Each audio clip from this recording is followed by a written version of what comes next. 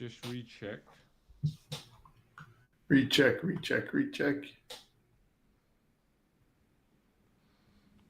Go live. We should be live.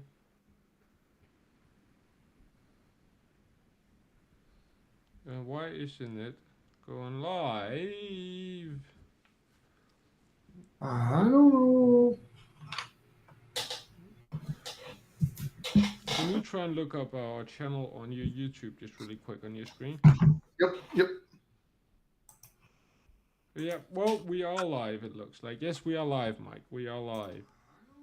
Oh, good. Perfect. So let's forget all of this Mike entertain people shit. Otherwise, Mike is gonna go on a tangent. So today, folks, we are going through the 6 steps to exponential sales growth.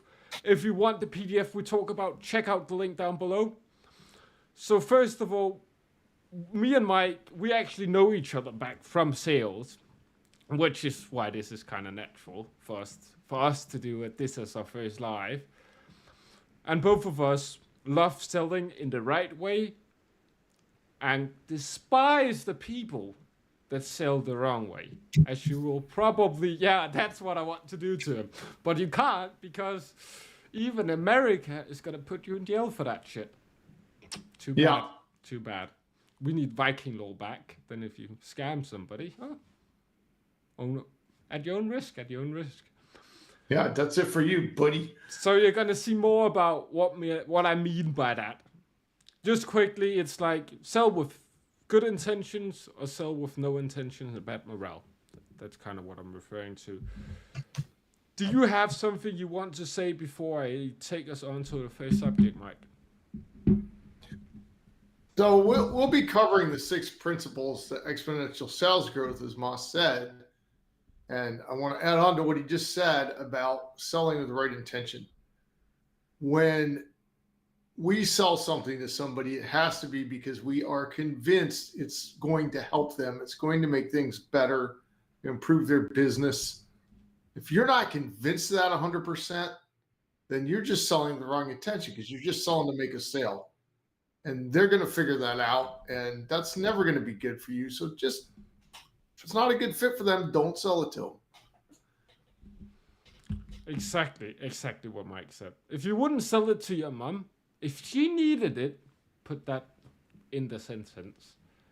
Don't sell it, because as Andrew spoke about in the last episode of the podcast, selling his mom a car to go to work wouldn't work, because she didn't go to work, because she was at home raising them.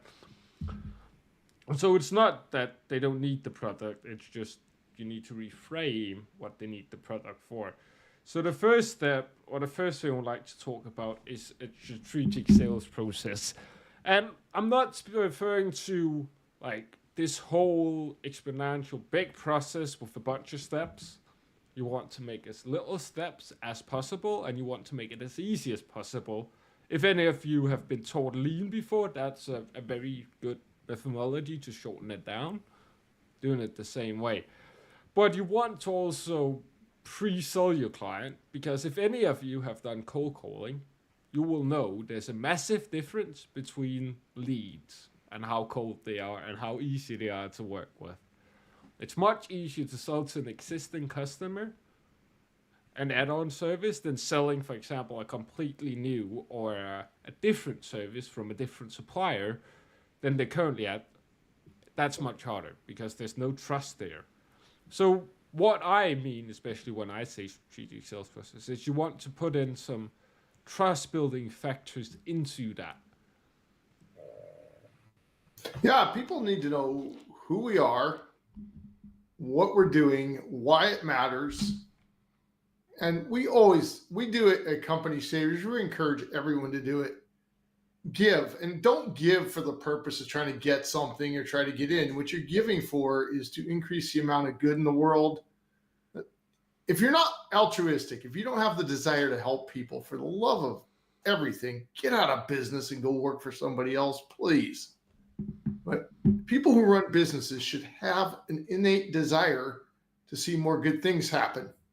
And we happen to do that because we try to work with clients that also want to do good things. So what our good is helping them then we make money, we can do good things, and then they can go out and do more good things. There's no shortage of money in the world. There's just a shortage of people who are willing to do good things with that money. Now, some good things we've seen in the past, building public libraries, building railroads. There's a lot of things you can build that are for the public good. And, you don't have to do that at a loss, right? I mean, you can sometimes get tax breaks or whatever. But the point is, without altruists wanting to do these things, it will never happen. So strategic sales process has to be about, what's the purpose of the money? If your only purpose is paying bills and going on vacations and buying high dollar stuff, that's not likely to sustain you over the long run. It's likely to give you a lot of hypertension and blood pressure and all these other problems. So strategic sales process is really about, what am I selling? Who am I going to sell it to? Why do they need it? And how am I going to let people know it's out there? And beyond that, there's all the little tiny mechanical things we won't go into too much, but obviously you want testimonials. So whatever it is you're selling, you want to find some high visibility people, let them try it for free, and then ask them for their feedback. Never ask them to promote it. Ask for their feedback, because the reality is, if they like it, they're going to start telling people anyway. You won't have to ask for promotion. On the other side, have a thick skin. If they come back and tell you your product needs improvement, pay attention. Exactly. Just quickly off subject, Mike. Whilst I speak now, can you go on LinkedIn really quick and repost my promotion piece for this live? It should be live now. So what Mike speaks about is, you want to be that good salesperson. You want to be able to sleep when you go to bed at night. If you want to stay motivated, because I've been places where people made 30 grand, 40 grand a month, but they worked 80 hours and they did a bunch of drugs. It's not a lifestyle you can maintain. And you probably don't have a lot of money left with that lifestyle. And it's the same with your process, because you want to have a process you can maintain. You don't want to have a process that's too involved. For example, for me, if I do a sales process on my own without Mike and James, I might not do a written drip campaign afterwards, because I don't like writing that much. I would probably do a little bit of copy to get people to watch your video, because I know I'm much better at doing video. So ask yourself that question: what are you naturally good at? And then play to your strengths. Go out, watch videos, and watch what people in your niche, in your market, is already doing. Take what you like from each one and just implement that, see what works, and then make it your own. There's no need to go and reinvent a sales process. There's plenty of sales process that's already been invented. So who the heck are we to talk about sales processes? This brings us to our second principle, private equity experience. I've got almost 4 years of that. Well, you're getting a little ahead of yourself. Hold on.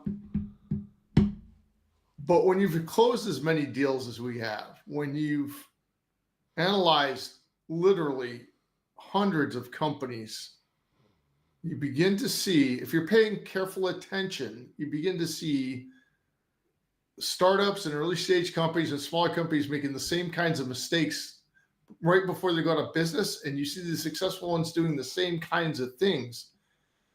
But none of these are things that you should copy exactly. You need to copy what fits you and then add your own thing to it. That's how you begin to see what kind of strategy your sales need to have. If you don't have any experience in private equity, it's really easy to go down to the library and pick up 5 or 6 books, start reading, and get a basic understanding. How do investors decide what companies to invest in? And also, don't be afraid to go out and just get a part-time job selling at a retail store or something. If you're not comfortable speaking to people, the only place to get comfortable to speak to people is speaking to people. And I have, Mike alluded a little bit, who the hell are we to speak about this? I spent a lot of years in retail. It might not be a high-paying job, but I also did cold calling, all kinds of different other things, management. But retail really taught me to speak to every person. Especially if you speak to, like, you work in a store where people come up with their kids, old people come in, there's retired. You learn how to speak to everybody, how you speak to them differently. That's the only way you can actually go out and really learn sales. We're gonna have put on a couple of more points, and a few more minutes, we'll move on to our next point. If you just joined us, down below there is the PDF we spoke about, or at least where you can sign up for it. It's not specifically it. So, Mike, what is like a quick how-to process before we move on to the next step of how people could go out and set up a strategic sales process today, or start it today? Take your product or service, the thing that you're going to sell. Get a pretty quick description of it that describes what it is, how it works, and why someone would need it. And then go out and actually talk to those kinds of people. And if you're not sure where to find them, go on meetup.com and just type in the search words for what it is you're doing. You'll find groups in your area that are interested in that particular thing. And go and ask people to their faces. Face-to-face is always the best way. And get feedback. It shouldn't be more than about 90 seconds. It shouldn't be rushed. You shouldn't have it like, blah, blah, blah, blah. No. It's very calm, very personable. And then after you said what you have to say, ask, how did I sound? How did I make you feel listening to me? How did I come across? You're trying to get a read on you, how you come across. Listen to that feedback and then ask about the product. What do you remember about what I said about my offering? This starts to let you know what sticks in people's minds and what doesn't. But this is the beginning of it. And there's no substitute for talking to people. I used to walk into companies. I would park my car and I would walk into every business in the business park. And then I would go to the next business park. And yeah, you talk to a lot of front desk people, right? But every time I would get feedback. Now, the front desk people like this if you're quick enough, and you don't do it when they're super busy. Wait your turn, you know. The funny thing was, though, most of them liked it. And if I went back a second, third time, they liked to see me coming. It's a break in their day. You're providing some value right there by providing a little bit of stress relief in their day as they're sitting at this desk all day long. So that's one way. And you can all do that. You can all walk in. If a business has its doors open, they have somebody sitting on the front, you can walk right in there and talk to them. One thing I just want to make sure is said is sales is all about relationships. If you break what sales is down to the most simple principle, relationships. So focus on building relationships to people. And going into our next steps, the proper sales training. Funny, we're here again, Mike. Do you want to do a role play? So we developed a series of our own proprietary training tools, and many other companies will tell you they have their own tools. And there's all kinds of gurus and experts out there that will sell you tools. But you need something as a training framework. Our favorite is live role play. We put you on in a safe space. You know, the public never sees this, but we put you on video calls with real business owners, with people who really have experience in investing in companies, people who have experience in turning companies around, and they make you get better at sales. Now, why this is valuable is if you're practicing with the kind of people that you might actually meet for real when you're trying to make a real sale and you've been doing that for a while, you're much better prepared than the person that's not done any training. You'll also find out very quickly how many filler words do you use. How does your physical appearance affect the kinds of responses you're getting? I'm 6'6", or in Europe, I'd be 2 meters tall. If I'm standing up talking to a significantly shorter person, it's almost impossible for them to buy something from me, no matter how nice I'm being, because they just feel short. So I will generally sit down. That's something I learned. One of the ladies in our team learned that she's better off wearing certain colors than others because it's just people respond better to a different color. Simple things, but you won't know those until you start role playing and practicing. And language, depending on your culture, some cultures are very heavy on swearing, other cultures are very offended by swearing. So language, it's good to practice with people from different cultures to find out what things you shouldn't do or what things you should do. Yeah, like it's relevant if you want to move into a different market, For to different sure. cultures. And also with the world being so globalized nowadays, it's just good to know some of like the major cultures that come to the area. For example, at a store I used to work at, I used to come a lot of Chinese people. And none of them even spoke English, so I got quite good at sign language. Apparently, me pointing at the floor saying, "Hey," means I need a plastic bag. I didn't know how I got You that wouldn't one. know that. Yeah. Got it first shot, but that's the live practice what we speak about. Once you imagined enough of those, been in enough of those scenarios with that Chinese customer that doesn't speak English, you understand the sign language. Pointing at the floor and saying, "Oi," means bag. That makes sense because where she pointed at the floor, even though it was not at the bag, it made sense to me. And it's just going out there and being comfortable. Like sales is also about not like being fearful of rejection because you're gonna get a bunch of no's. Like any great salesperson have probably gotten hundreds of thousands of no's in their long career. And I think what was the Spartans that has the saying, "I bleed in training, so something in war." I can't quite remember it. But bleeding Yeah, training, so it's you. a well-known principle. You train harder than the real event, so that when the real event comes, it's not as hard as your training was. And if you this gives you think tremendous mental resilience. if you think you're the shit at sales, book a role play with me. I have a couple of characters that 9 out of 10 people can't crack. More like half of them get so pissed that they don't even finish the call. I mean, and that's one of the offers you're going to hear in this live today is if you're listening to this live and you want to practice role play with us, sign up. We'll give you a free one. I just have to go. Oh, it disappeared. Apparently, there was just a little thing that popped up on the screen. No worries. That's the thing about being live. And that's the same thing fun. that happens in sales. All of a sudden, something comes in from the left. You need to be very adaptable, very adaptable. And you can get a bunch of great tools for sales. We have those as well. Let us know if you want them. Like go on our page and let us you fill out our contact form, and we will send out whatever you need. But the only real way to do and get better at sales is either selling the real thing or doing role play. And the only way to become great at sales is doing both of them. Because you need the real life experience, but you also need the feedback from somebody that knows sales on what you can improve. Because the customer doesn't give you feedback. At least not like very valuable, good feedback. They can give you a little bit, but that's half of the time like a sassy comment.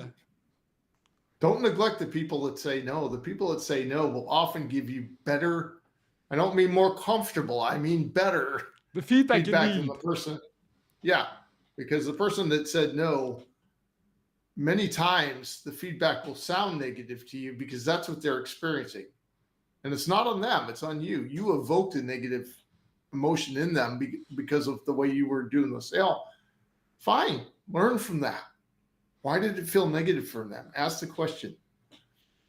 And we have many, many tools, but obviously role play is our favorite. There are other tools you can use that are very much quantitative, more scientific of measuring parameters, repeating, seeing how those parameters change, seeing how the data changes. And that's an important element too. So what's our next step? All right. Well, principle? Let's talk a little bit more about the training. Talk about that? We're rushing through it. We still have 5 more minutes to go. Me and Mike are used to train ourselves not to blab on about subjects. So that's not a good thing. Like switch your training up Another good thing to do in training is try out new things, and just in general, try out new things. Because Yes. if you go out and build a habit of trying out new things, you're gonna sound like the cashier that comes into your mind when I say the word cashier that says, "I hope you have a good day." She doesn't, or he doesn't mean it at all. They don't care, and you can hear they care. Like, save your breath. I don't like. You might as well do that. So keep changing up your words, and as Mike says, the ones that says no, or the one you have in your head that says no, like, this is the time where you can really try out things because there's nothing to lose. And most times, at least from the salespeople that I know that do that I like the way they're selling, they end up underdialing their selling a little bit. So don't be afraid to dial it up and think you're pushing a bit too much. Because that just means you have morality. If you want to move on, we can, Mike. I just wanted to Sure. I kind of did elaborate a little bit on the next point. So that was creativity.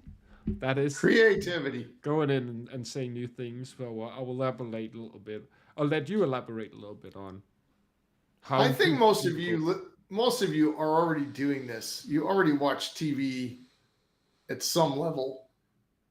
Now I want you to watch TV with a purpose. If you're watching, for example, a lawyer show and one of the characters on the show is giving a speech, think about how would you revise that speech and be more convincing.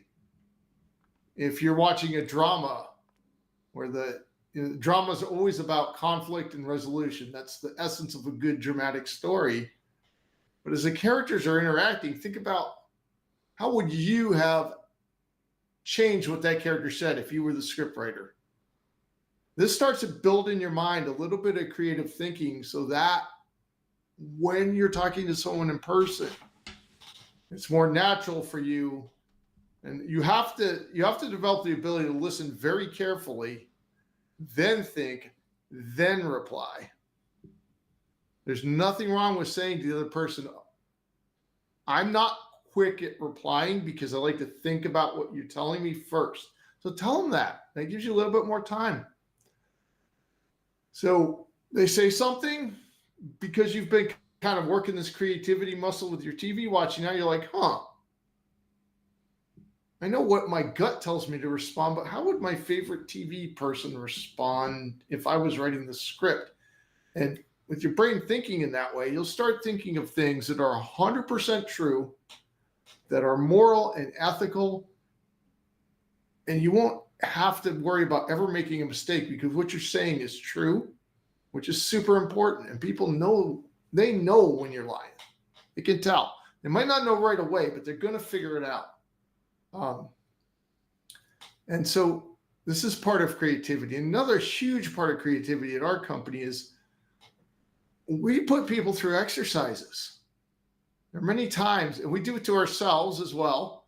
There are many times I've thrown something at Moss saying, what colors and graphics and font and stuff, and he's like, I don't do that. And I was like, you do today. Or he'll throw something at me saying, go do this, and I'm like, that is so far outside my realm. He's like, not for the next 3 hours, it's not. So throw challenges at yourself to go do things and stretch your brain in a different direction. Because here's the thing about running a business is super stressful. Even when you have an absolutely excellent team, it's still stressful all the time. There's competitors that want to kill you. There's politicians on both sides that wish you didn't exist. There's all this stuff going on. Okay, so what? Unleashing your creativity helps diffuse all that kind of stress. I personally spend a lot of time each week painting, and I paint different things. I might do landscape and watercolor. I might get a three-dimensional model kit of some kind and paint that. So it's not the same every time. Well, for me, the act of taking liquid paint and making it look like something so when it dries, it looks different. It's not liquid in a bottle anymore, is really important. So find something like that. We know many business owners whose artistic outlet is bodybuilding because that is so not related to anything in their business, but it still helps enforce good discipline, good habits, good eating, good sleep, self-care, right? So yeah, this is all part of creativity. If you're afraid to take time to be creative, you're already shortcutting and shutting off parts of your brain. But you need to access those parts, because where that helps is you get in a tough negotiation, or you get in a tough tax situation, or any other tough situation. All of a sudden, that time you spent painting or bodybuilding or whatever it was now comes to benefit you, because your brain is like, all right, what am I not seeing here? Because I know that I'm creative in this other area, and now I've got this problem. And your brain will automatically start thinking of solutions. And you might be sitting there at some point going, whoa, where'd that idea come from? It came from you. It was just hidden before. Yeah, and what Mike is really wanting you to do is like good, like exercise your body, you exercise your brain as well. Doing in different areas, do Yes. something you don't naturally do. If it work related or not is it's not necessarily so important, because we could also use this Mike's paintings for our website if we wanted to and integrate it into work. That wouldn't make it any less wrong for him to paint or any Right. less relaxing. It would still be a break for him. And another thing, Mike, elaborate a little bit. Give yourself time to think. We all need time to process and think on a process on next thought. And most of the good speakers and salespeople you see out there, they don't use instead of those weird noises that don't really mean anything. They use pauses. They put pauses into a sentence. I've Really? always, yeah, look at any good presenter. They do that. They do that. They I. do. It doesn't matter on which side of the coin they are. If they're leftist, rightist, feminist, all of them do it. There's a lot of other things that goes into it, but that's one of them. And it doesn't like. It really does show confidence, because confidence, Yes. like silence, like sitting in your mate's car, they're being silent. You're like, what the fuck's going on? Or you're on a meeting that being silent. What the fuck's going on? Being comfortable in that silence shows confidence. And it also gives you time to think and process. And there's also certain words you can use. I'm not the biggest fan of using filler words, but so you cannot always sit there for like a minute to actually think. Sometimes it's always good to just start speaking, saying stuff, especially once you start training your brain to be more creative and crafty and adaptive. Then all of a sudden, once you start saying a sentence, the rest of the pieces are going to come to you. It's the same that happens to me now that I posted regularly on LinkedIn for 3-4 months, like a couple times a week. Once I start writing posts, the pieces come to me very easy. It didn't do that in the start. That takes practice with anything if you want to, if for it to come naturally. It only makes sense if it doesn't come to you naturally. You need to be very grateful if something you want to do comes to you very naturally, because that means you would be naturally gifted in that specific area. And if you did come from LinkedIn, thank you very much. If you just joined, check out the PDF me and Mike are talking about down below. And like, it's all about just going out and speaking. And if you don't necessarily have like a role-playing partner right now to go out and practice creativity with, like do videos. That's one way if I did it. It could also be voice clips. But I think it's just doing those unscripted and just getting used to like thinking on the spot, formulating on the spot, building those habits. That's really going to help you in sales. Like half of my communication skills at least comes from videos, because the good things about videos is you can send them to people and get feedback, and you can also watch them and think to yourself, how could I do this better? Or what would have improved it? Always remember what we're up against in business. No matter how great your idea is, no matter how wonderful you are, you may have the greatest invention since the creation of electricity. There's competition, Yeah. and they're training. Some of them are training, and if you're not training, you're already putting yourself at a disadvantage. We see lots and lots of, particularly in the equity world, we see lots of people coming to present to investors to try to get funding. That's an actual sales pitch. Most of them never get money. They haven't practiced, they haven't trained.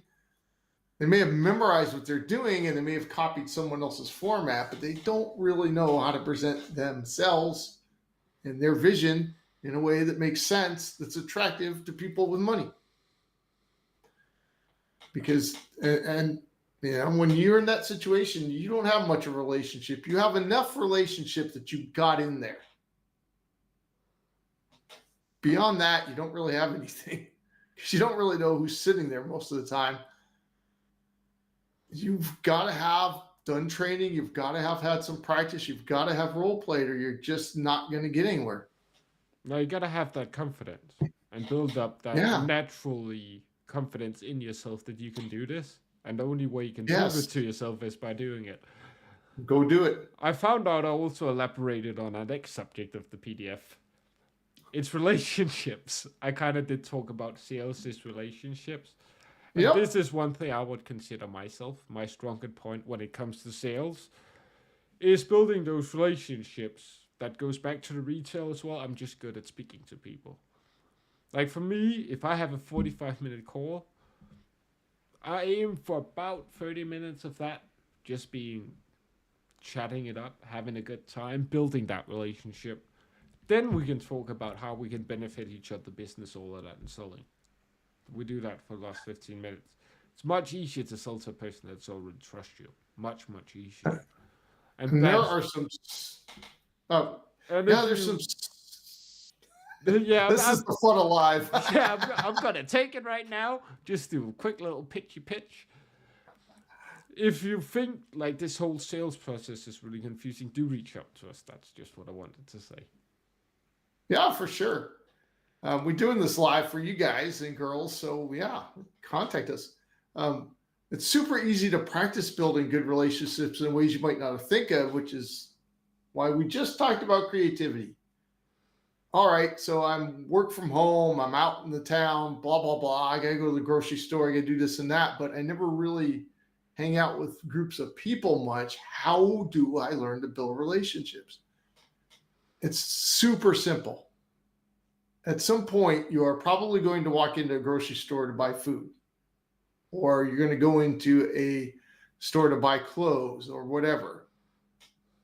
Stores are great places to practice these skills we've been talking about.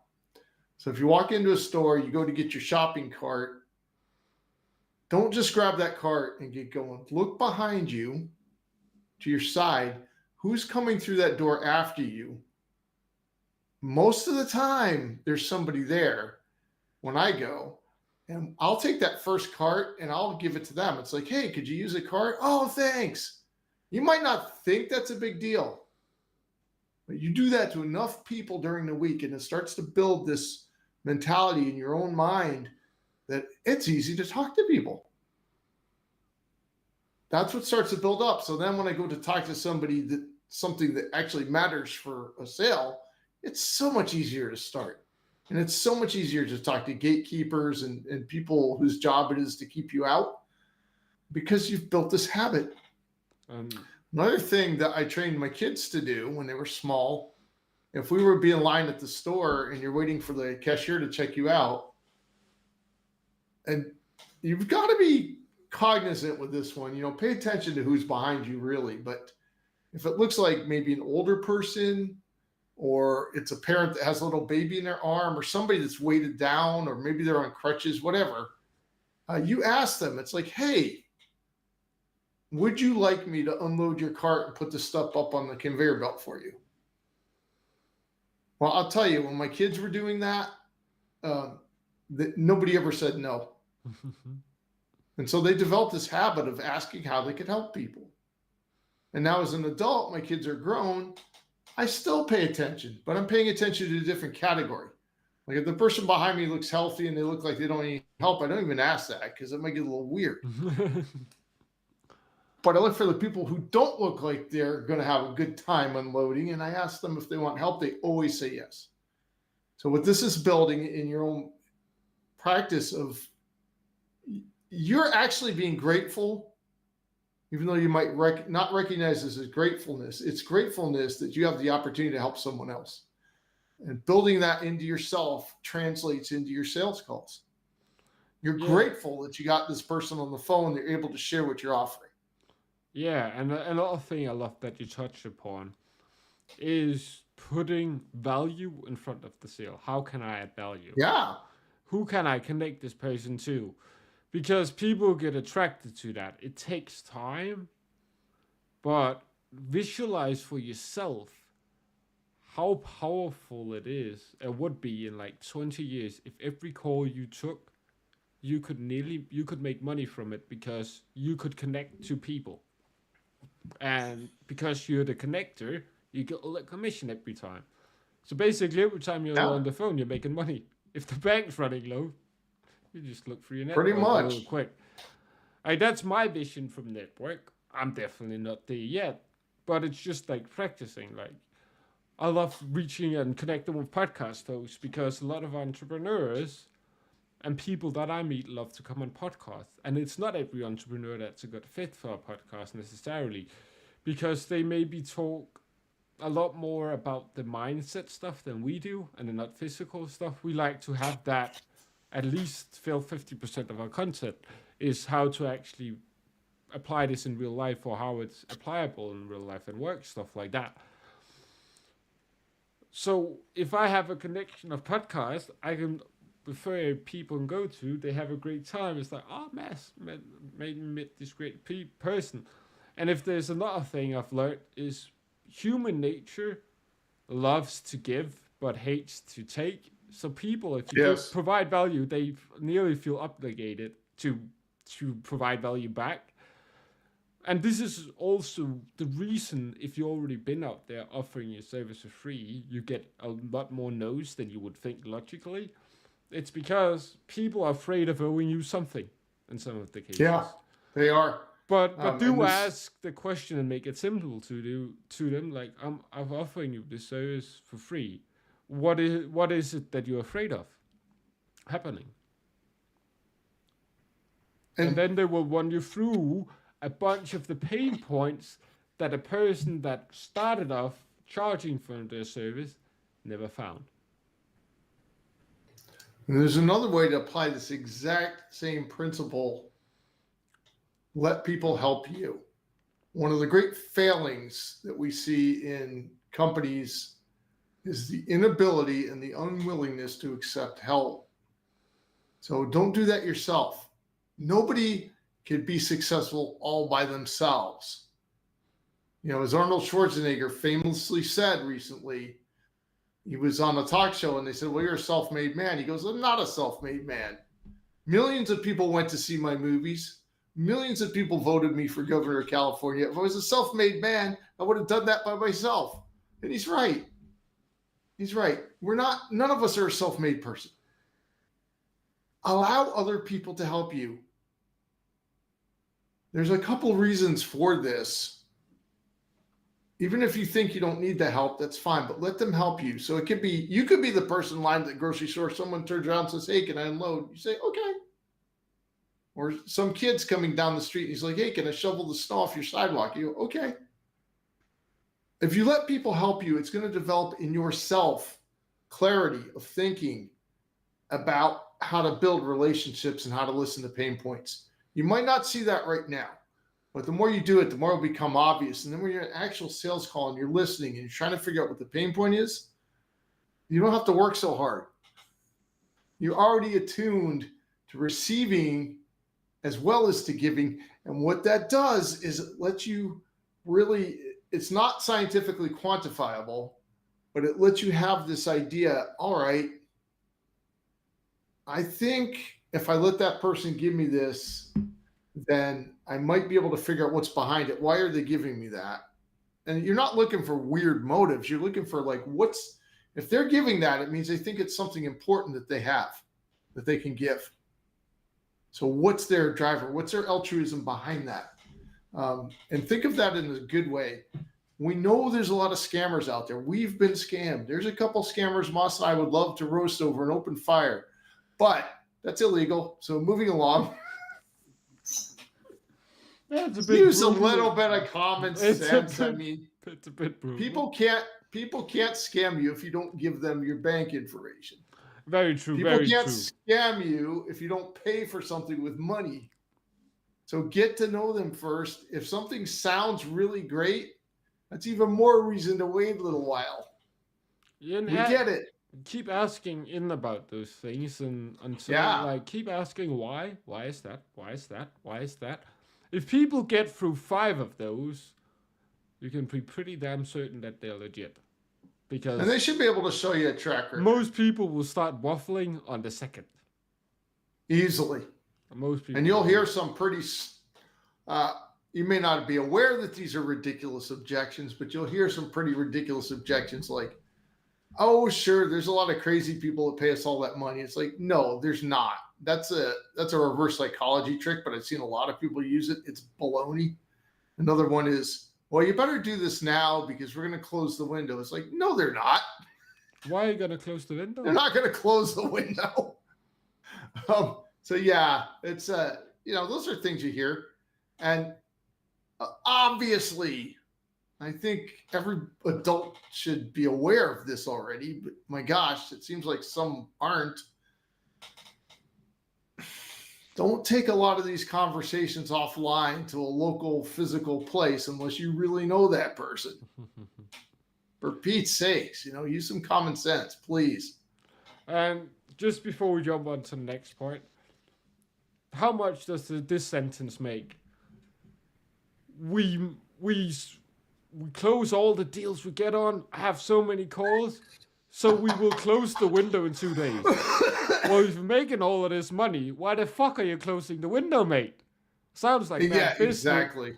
Like a few cases that sentence might be true, but people are gonna say it in a very different way because they're just trying to use different sales tactics than me and Mike haven't gone in through, because they work, but they're not the most important thing, because if you don't have good intention using them, are not going to work very well in most cases, at least for most people. It's more about because what? And one thing I wanted to ask you about, because this was very confusing when you first sent over the 6 steps to exponential sales growth to me, was private equity experience. I was like, what? What does that mean? So what is that? You're a lot more qualified to elaborate on it. I do know what it means now, but you're a lot more qualified to elaborate than I am. So in really beginning way back in ancient history, in ancient Greece, the Greek Empire, came about this idea that if you wanted to run a business, and then back then fishing was big, so we'll use that example. So you might have a boat, and you're getting enough fish and you can sell some fish, so you're making some money. Now you want to get more boats, you want to hire more people, but you don't have the cash to do that. So you would go find a person called an investor. This is called private equity. Private equity is simply an individual giving you money to help you grow your business. This is different than if the government's involved. And we won't discuss government involvement in this show, but it's not your favorite thing. It's not that helpful. So yeah, private equity that's all it is. Now, there's a lot of different terms that get used. There's classifications. There's all kinds of legal definitions involved. But at the core, private equity is as simple as you're talking to people in a meeting. You're like, hey, I've got this great product I invented. I got my prototype. I need some money to build some more. And I need to buy some trucks to deliver it and blah, blah, blah. And people are like, yeah, all right, we'll invest with you. And some of you might not need this step because you're maybe not. Because right now, like, the things you're providing don't need a lot of capital. And you might never need it. You might skip straight over it because you're in an industry where it doesn't make sense to take out big loans, because it doesn't take you huge money to create stuff. It's actually very cheap. Right. You can just reinvest your sales into the marketing process, and you never need to take it. But in a lot of scenarios, if you really want to do the whole empire thing, like me and Mike want to at some point, we're getting there, you're probably gonna have to take somebody's equity at some point. And the word equity just means ownership. So when someone gives you money, what you're giving them back is part ownership in the company. That's usually a teeny tiny little percentage. There are vultures out there, bad people out there who will convince you that they're going to do all this stuff to help you and you have to give up a big chunk of your ownership. Don't do that. Don't do that because they're going to end up controlling you. And that's not what's going to help you. How we use our private equity experience is because we've spent so much time analyzing and investing in so many smaller companies. We know what kinds of things help small companies thrive and grow and which ones don't. And we use that knowledge to help our clients decide how to run their businesses. You should not make the mistake of thinking that venture capital or going public with your company or getting angel investors is going to fix anything. What it's going to do is get you cash you can use. That's the purpose. It's not going to fix anything. So if you haven't got everything running right, it's not time to take cash yet. And I don't mean details like buying better software or whatever. I mean running right in the sense of your processes, you have your strategy, and so on. Yeah, your But this sales is why process is optimized. You have a we've good CTR on your landing page, yeah, all of that. all that. And you know what you're measuring, you know what your key indicators are and what you're going to measure, how you're going to measure your progress. So once you have all that in place, then you can think about borrowing or taking it on investors. This is why many of the pre-canned sales courses fail. And Amos and I and James and Tarshay and our company, we've all taken, between the four of us, we've taken lots and lots of sales courses. Most sales courses fail. They fail to help their customers because it's pre-canned, it's pre-written, it's a lot of emotion, excitement, backstabbing, jumping up and down, blah, blah, blah. Yeah, fine. It's entertainment. But the reason they don't work is the people writing and selling these courses don't have experience in equity. They haven't invested, they haven't analyzed companies, and they're focusing, instead of focusing on the 6 principles like we do, they're focusing on one, the sales process. That's it. That's all they focus on. That's not enough by itself, which is why those things don't work. They can be a good tool if you like them, but you really need more than that. You need to understand the minds of investors. One of the things that I have the privilege to do is be part of the Texas Angel Network for angel investors. And once a month, we get 2 presentations. Now, I want you to think about that for a minute. If you want to sign up to go get money from angel investors, you've decided this is a good idea for you and it fits you, wonderful. But one of the first questions that's going to get asked in that meeting is, do you have all these other things in place? Do you know how to build great relationships? Prove it to us. What are you doing for your creativity? What training tools and training are you taking? Who's mentoring you, teaching you? What's your process look like? How are you going to increase your sales? What's the quality of the sales? The minute we start asking those questions, most people fall apart, which is why they never get to present the second time. So twice a month comes the people that are presenting for the second time. So out of all the hundreds of applicants, 2 people get chosen to come that second time. And I want to caution everybody about a mental trap. When you go present your company and your idea, practice. Do it at Toastmasters, do it at Rotary Club, do it at Lions Club, do it anywhere they'll let you talk. Anywhere. Don't make it boring, obviously. But anywhere you get, practice, because you don't want to start going before groups of investors until you've had a lot of practice and feedback. No, not at all. That kind of goes back to the second point we touched upon earlier. If you don't know what we're speaking about, check out the link below in the description. You can see the whole PDF there. And you're never gonna get, as Mike talked about, they focus on 1 or 2 areas in that sales programs. You're never gonna get to closing $1 million in sales with only those 2 skills. You might do it for somebody else, but then if you're lucky if you make 10% of that $1 million, and then you need to sell 10 million. to make that million. On your own, you can very easily, if you're in a low cost industry, do that with making 2 million. Then you make a million. Then, of course, there's taxes, but taxes also exist for sales individuals. And this is why we believe this method goes very well with our mission, is to help people build wealth. And if you really want to build wealth, you want to build a company. That's step one, that generates you income. And then you want to diversify afterwards, investing all of that. We have another show on that, so we won't get too much into that. So if you really want to close $1 million in sales and want to reap the benefits of most of it, you want to do it for yourself or someplace where you have equity. It can also be you're so goddamn good of a salesperson, you know you are, so you quit your good sales jobs, go into a startup, get equity for helping them establishing a sales process like we just talked about in this video.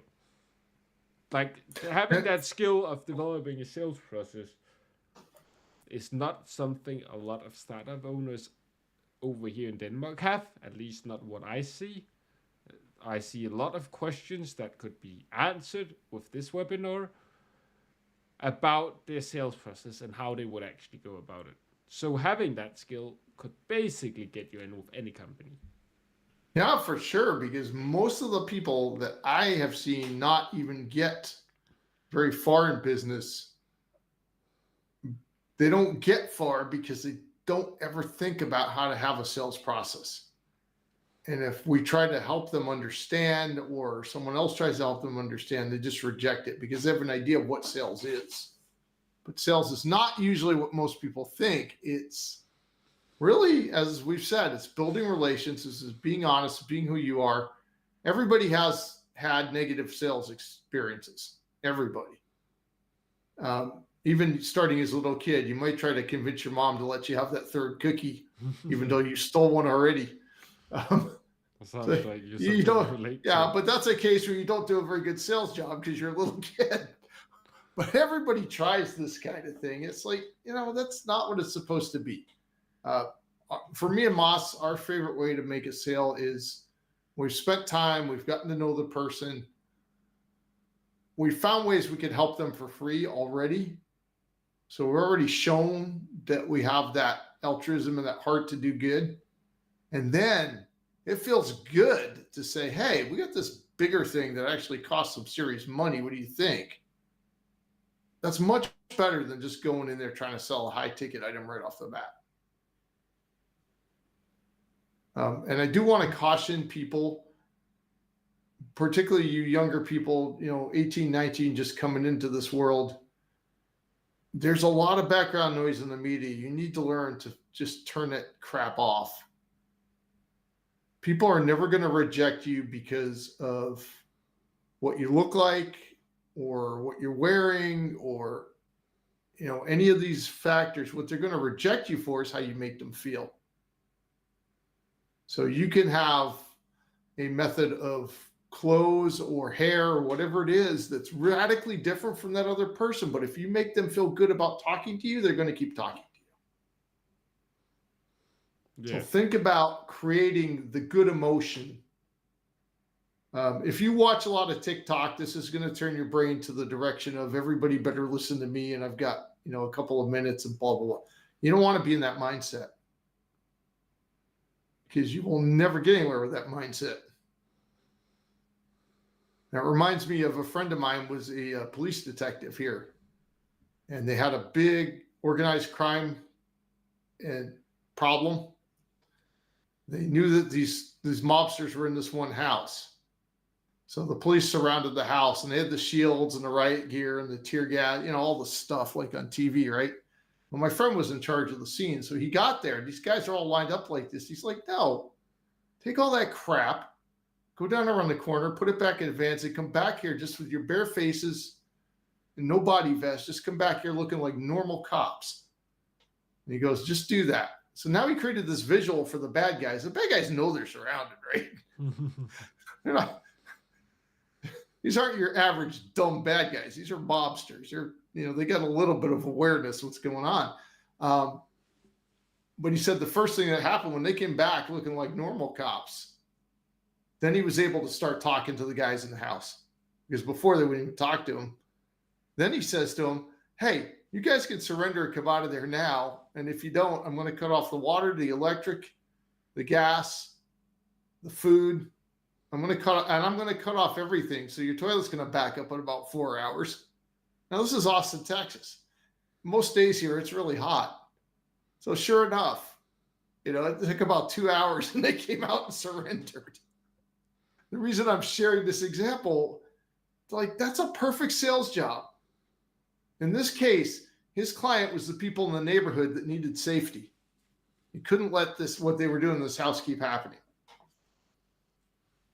His client was also those mobsters. It's like, what do they need? They need a way to exit that they don't look like a bunch of chickens to the other mobsters, right? You don't want to look like the guy that just whiny guy that surrendered to the cops. That's not going to look good when you go to jail. So he gave them a way out, and everybody wins. So think about, how can you create that with people? You don't want to go into a scenario saying, well, that other person, blah, blah, blah, blah. You're assuming what's in their mind. That's a huge mistake. So yeah, please learn to build relationships. Closing deals. We've closed a lot as 4 individuals. Haven't closed quite as many as we want to as a company. As Moss said, we're working on the empire. We're an empire of 4. Don't worry about that. The deals come, but every deal teaches you something. What did you miss? What could you have done better? How could you improve? What went right? What did you like? Did you get a new friend out of it? You've heard this adage, don't mix business and pleasure, and that works really well in a big company. In a big company, you don't want to mix your friends and your dating and all that with the place where you work.